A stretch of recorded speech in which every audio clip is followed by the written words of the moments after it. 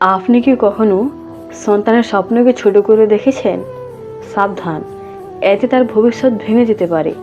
আত্মবিশ্বাস কমে যায়। যখন বাবা মা সন্তানের স্বপ্নকে গুরুত্ব দেন না, তখন তার নিজের উপর বিশ্বাস কমে যায়। সে মনে করে আমি কিছুই পারবো না। মন খারাপ ও হতাশা। স্বপ্ন ভেঙে গেলে সন্তানের মনে গভীর কষ্ট তৈরি হয়। ধীরে ধীরে সে হতাশ হয়ে পড়ে, চেষ্টা করার ইচ্ছা হারায়।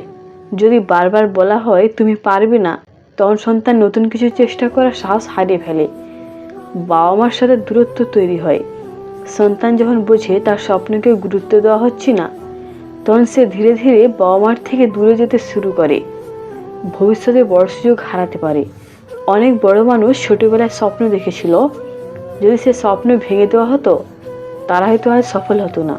সন্তানের স্বপ্নকে ছোট করবেন না, তাকে উৎসাহ দিন, পাশে থাকুন। কারণ আজকে ছোট স্বপ্নই কাল বড় সাফল্য হতে পারে।